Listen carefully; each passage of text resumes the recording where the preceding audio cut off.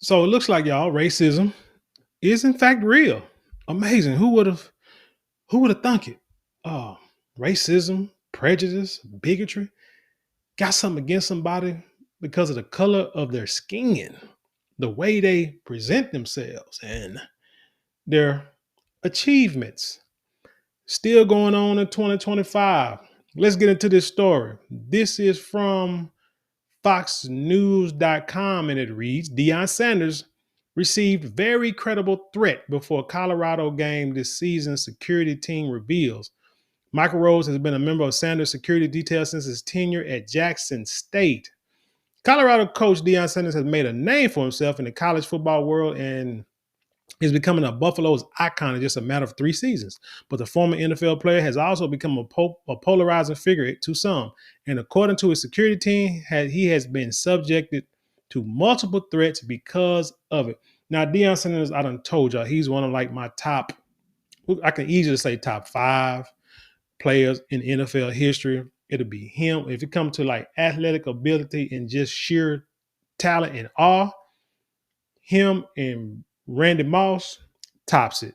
Next comes Bo Jackson. I'm sorry. Next comes Bo Jackson, which is like I wouldn't even want to put Bo Jackson at 3, but if I couldn't put an A or a B behind it, then Bo Jackson would be 3. Then that's just because he didn't play long enough in the pros. But anyway, like so let's say top 3 easy of all time favorite, and I feel the greatest players that ever played the game. He has been flamboyant his whole life, at least from what he shows us. From his college days when he was on national stage to his pro days to putting out CDs and music, doing TV shows, the guy is flamboyant, but he is a hard worker. He puts the work in behind the scenes to create a great product, whether it's him playing or him coaching teams. He's always done that. I remember when my oldest daughter was going to this, I want to say not really a private school, but like a private school in high school. And Deion Sanders' teams, his prime prep, played against them in football. Now, prime prep was not ready to play football back then, and they'd get blown out by anybody. But he was trying to build a squad. You know, it takes time to build stuff. But anyway, so I've known of Deion Sanders for a long time, watched his career, this and the third, up until now. So, like I say, a lot of times, I'm just going to say it, Black people, we can be boisterous. We be out there. No, we like to gloat. We can gloat when we get an achievement. But a lot of times this comes from people not thinking that we are going to make it. And coming from neighborhoods or areas where a lot of us don't make it. So a lot of times the way we express ourselves is not just going against or up, trying to up the man. A lot of times it's also about us uh, going back at the people we grew up with, the ones who say it wouldn't be nothing, say it wouldn't amount to nothing, didn't believe in us. And so now when we make it and we do certain things, sometimes we may just like to gloat, and then we can be extreme sometimes, but that's just our personality. You know what I'm saying? It shouldn't be knocked. But Deion Sanders, you can say, earned the right to be the way he is because he has been successful for the majority of the time that we've known him. And he's like I say, but he's a hard worker. And he pays attention to detail and want the job done and takes no bullcorn. He's raised like boys into men, not just talking about his sons, but talking about the players that play under him that he coaches. He tried to give them all an opportunity and understanding of what it takes to become a man. And it seems like he's done a great job. Anyway, let's continue. In the latest episode of the Coach Prime docuseries, which aired on Prime Video earlier this week, I need to watch that. Sanders' personal security officer, Michael Rhodes, revealed that Sanders received a very credible threat before a game during the 2024 season. Coach gets a lot of mail every day, a lot of packages, a lot of gifts. Well, I told y'all, when you're successful and rich, a lot of times you ain't got to pay for nothing. People do things for you. Rose said in the second episode as he puts on gloves in preparation of reviewing Sanders' mail. As he stated publicly, he gets a lot of death threats, a lot of hate mail. So just as a precaution, we go through the mail very carefully. put on these gloves just to ensure that we don't come into contact with any type of hazardous material. Rose said he served as a member of Jackson State's campus police for around 10 years when he was asked to be a member of Sanders' security detail during his tenure there. When Sanders was offered a job in Colorado, he asked Rose to join him. Since then, Rose has had his hands full. He said in the episode that before a September 14 game against Colorado State, so this is a rivalry game, so get it, they received multiple threats concerning people trying to do harm to coach. Now, why would you want to do harm to a coach? I don't understand. He says some stuff that you don't like and your feelings are hurt. And so you want to try to do some harm to him. That's an emotional, oh mercy. There was a very credible threat. Two individuals trying to possibly tackle coach either before, during, or after the game, he continued. So we had to have multiple law enforcement agencies there, SWAT teams, CSUPD, as well as Boulder Police. Rose said during games, he keeps his head on a swivel, watching for any potential threats in the crowd and around the stadium. Everybody doesn't love Coach. With all of the death threats, I don't know who is who. I've got one job, and that's to make sure that Coach is good, to make sure he's safe so that he can go out and coach the team to victory. The Buffalo closed out the 2024 season on a high note despite a blowout loss to BYU in the Alamo last month.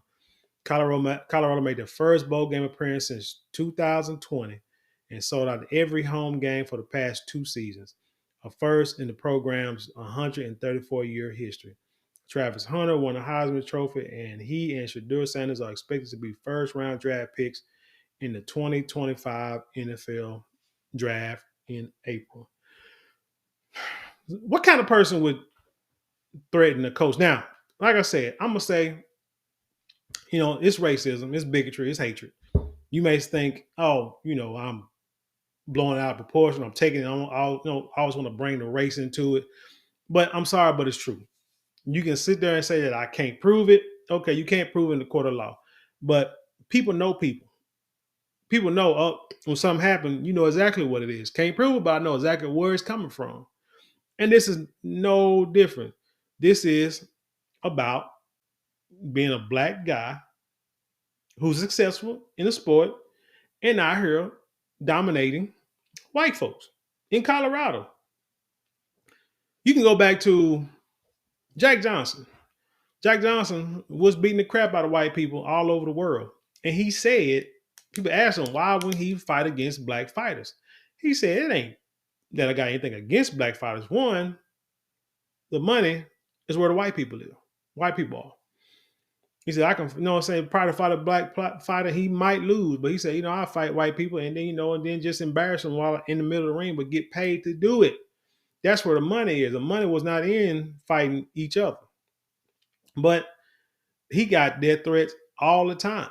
They say, thinking one of his last fights where he actually lost, ended up losing, people was kind of wondering if he just gave, threw in the towel or took a bribe or whatever, that there was a threat against maybe him and his family or whatever, that he laid down and took the count out. That's a belief, but he got death threats all the time. There have been athletes throughout history that received death threats, credible as they say, death threats from those that probably live in a trailer, live in a cabin, live in a mama's basement. There ain't nothing wrong with living in these places, but a lot of times these are introverts and they don't get along with society, even their own people. And so they try to find somebody to hate, and they can't hate themselves because that means they need to go upstairs and off their mama. So they're gonna say, hey, let me hate black people because they just too happy all the time. They always happy and smiling. They done been through slavery and Jim Crow and lynchings and all this red tape and civil rights era, and they still get out here and sing and praise to God and stuff like that. Let me hate them. But yes, so nothing against the people who live there, but like I say, the ones that usually have these issues got some kind of problem, just hating, just can't get along in society. But a list of a few of our people, just in case you think that I'm going way out of my way to say this is racist. And it was an in-state rivalry. So most likely, yeah, that's what it was. Doug Williams. Doug Williams, quarterback for the Washington Redskins back in the 80s, and even Tampa Bay. I remember reading a book about him and how he said that he was getting death threats when he was in Tampa Bay being a quarterback. To being a quarterback, he would get death threats because black men wasn't supposed to be a quarterback. That's a white boy's job. Then he went to Washington. The quarterback got hurt. He came in, substitute, and won the Super Bowl, and the rest is history. Angel Reese, even this year, Angel Reese, because you might say, oh, people, Donald Trump making these people racist. No, no, no, no. Angel Reese, you had Joe Biden in office for the last 4 years. Angel Reese said she get death threats. Why? Because you got what they call the corn people over there in Middle America. Love some Candace, what's his name? No, Caitlin Clark. So they like, man, hold on. Who this black girl thinks she is, talking about, our perfect white girl like this. So you got those type of people, you know, giving Angel Reese having death threats. Colin Kaepernick, kneeling, pissed off a lot of them folk. A lot of them folk. He got death threats just by kneeling. Not hold on. Muhammad Ali. We already know that guy's story. So he became Muslim, and that's just the end of it. He was cool when he was Cassius Clay, but once he became Muhammad Ali, then white folks started to hate him. Jackie Robinson, integrated basketball. I mean, not basketball. Good Lord, what am I talking about? And Major League Baseball, and got death threats everywhere they went.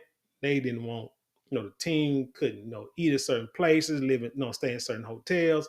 If he was there, they wanted him like not to go to certain games when he went to certain parts of the country. Went through it. Debo Samuels, for whatever reason, he getting death threats and racial threats and death threats. Playing for the San Francisco 49ers. And Tommy Smith and John Carlos. You know what? We always talk about there is no black and brown coalition. I get it. But it's a lot of brothers with Hispanic last names for decades. It's just interesting. But anyway, yeah, Tommy Smith and John Carlos. Well, the 1960 Olympics, the brothers who stood on the podium and did the Black Power fist got freaking death threats. Now, what do all these people have in common besides being athletes? They ain't threatened nobody. They haven't wished harm on nobody, threatened nobody, nobody's family. All they did is go out and perform. Serena Venus Williams, same thing. Go out and perform to their highest ability to become successful, and became successful at it. And people wanted to threaten them. I guess maybe not so much going to do anything, but wanted to like scare them into not maybe wanting to play and not wanting to coach in order to give the ops an advantage to win. But the only way you can do it is to give racial threats or death threats and mix some racism into it. Man, you got to be the saddest, most lonely person in the world, most mentally challenged person. Even cats with missing a chromosome can't be as I don't want to use the R word, but can't be as mentally challenged as folks like this. Like I said, Deion Sanders, and then you may not like the way what he does. You know what you do? Don't watch him. Turn him off. Go pay attention to Colorado State. Pay attention to the person that you and Caitlin Clark. Pay attention to her. Just watch it. Don't worry about Angel Reese. Whatever goes on with Angel Reese, don't worry about her. Just focus on your superhero.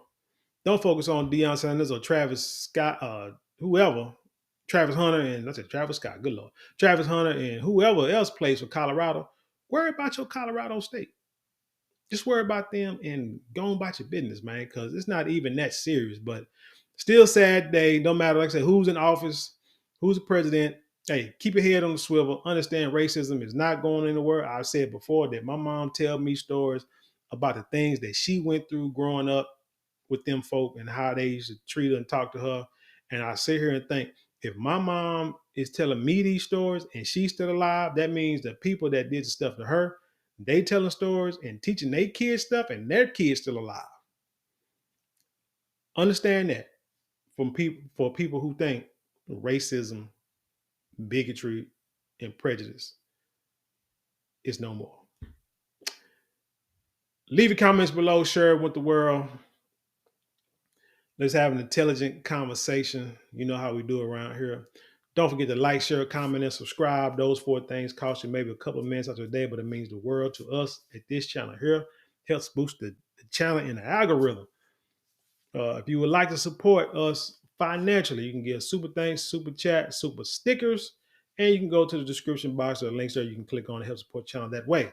With that being said, I leave you in peace, and I'll see you on the other side.